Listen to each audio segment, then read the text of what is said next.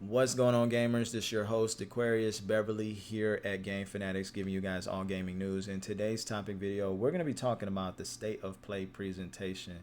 Man, oh man, oh man, man, there's so many mixed reviews with the expectations of what we were anticipating with this presentation. And I want to just get your guys' thoughts and comments as terms of what you felt and what you liked about the presentation. Now, in this video, we're going to lead with the positive, okay? There's a lot of, different negative views as far as what they were anticipating, but we're going to go with the positive and what I did like about the presentation. Even though there was so much more that I wanted to see with this presentation, I must say I am definitely been very satisfied with a lot of the games that have been released on the PS5, the performance of the console, and just so many things that it does have brought out in terms of exclusivity for the games in comparison to a lot of the other consoles that have been out just in this current generation.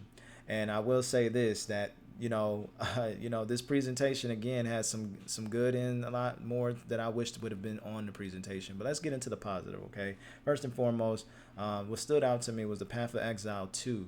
Now, this game was really pretty interesting because I did play the first one several years back when it first came out, and I'm a big Dungeons and Dragons, dungeon crawler, RPG action type of guy, gamer. So the fact that they did allow this game to be a cooperative couch co-op, where you can play with a friend locally, that is definitely dope, and hopefully that allow you to play online cross-play, which it did state that will be the case.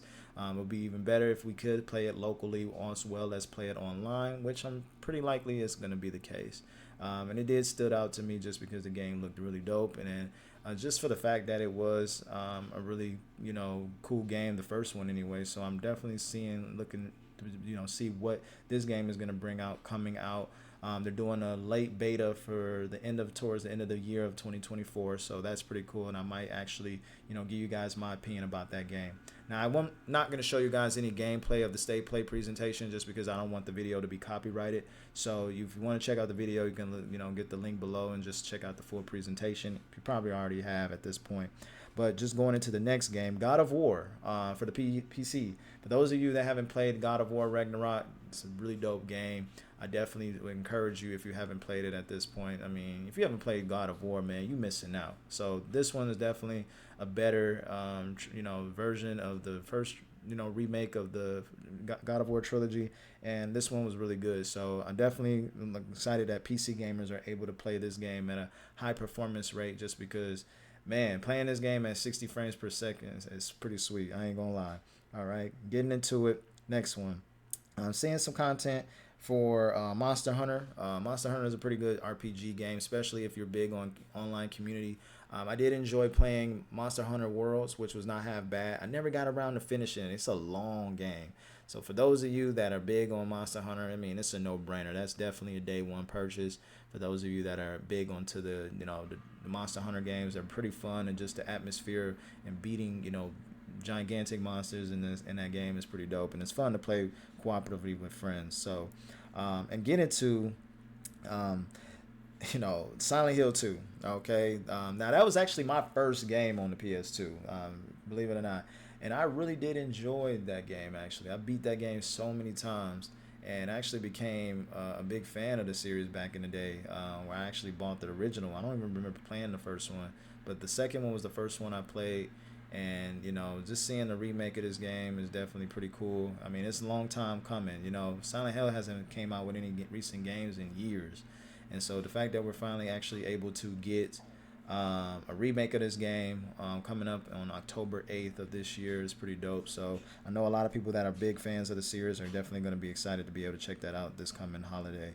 And then we're also looking at the biggest one was Astrobot, which I actually own the first version of this game. Now, this game is a PSVR game, which I enjoyed the first one. I didn't get a chance to beat it, though, because I don't know, for those of you that have a PSVR, I get nauseous playing. I can't even play it for no longer than 20 to 30 minutes at most without feeling nausea. And just having that nausea feeling. And it got so bad when I first got my PSVR that I literally started having dreams in 3D dimensions. So I just telling you guys that For those of you that are big on PSVR that already have one, I know most people don't have one. I don't think I've ever met anyone that had a PSVR besides myself. And it's a great game. It's a great platformer. I wish they would have a version where you don't have to use the PSVR, but it is a lot of fun for those of you that are big on the PSVR gameplay and playing a platformer like this. Is going to be a lot of fun, as well as Aliens, which is a really good trilogy. I really enjoyed Aliens Isolation, which is a really good game. It's sad that a lot of reviews didn't give it the credit that it deserved, but it's highly underrated.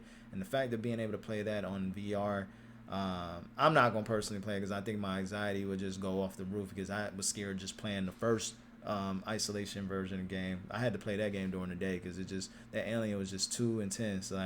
So the fact that we're able to see a PSVR version of that game, is definitely really dope, and I definitely know that it's going to be a good, exciting, experience for those of you that are into that VR experience gameplay. Now, a lot of things that I wish that could have been displayed. There was just a lot of trilogies that we could have wished to have seen more. Like, first and foremost, Ghost of Tsushima 2. What's going on with that game? I mean, I know that they've been saying rumors about working on that game. I would have loved to have seen that first and foremost. Ghost of Tsushima 1 is a fantastic game, and playing that on the PS5 is definitely the definitive version of playing that game. And I must say, it is something I wish I would have been able to see more of in terms of content. Being able to, see some relived trilogies that haven't been out since the PS3. We talking like Resistance, Killzone, just being able to see another Jack and Dexter, or even some games like Uncharted. Maybe, I mean, I love the Uncharted series. I know the Uncharted, we got the last one, which was Uncharted 4. I think it was a DLC. I never got around to beating that one, but just getting some more of the Uncharted games, I really did enjoy that trilogy. And we could have just seen just more of some of the favorite games that we've been really wanting to see revived. We just have not really seen much of that. Maybe another, more content on Metal Gear Solid 3. I know that's being remade. And so the fact that we didn't really see much content on games that are already being planned for development, it's just kind of unfortunate. We're seeing more service live games. That I know that's a big hit. Being that Helldivers 2 is really big successfully on the PlayStation service right now. So I know that they're really trying to push more service-like games, and that's kind of big money because of the fact that it just creates more revenue for the companies to be able to create content on demand and basically sell content live with the DLCs and different packs that they come out with these service live games. But I think gamers really truly appreciate fully fledged out single multiplayer fully fledged out games where we don't feel the pressure of having to play a game that's based on live service.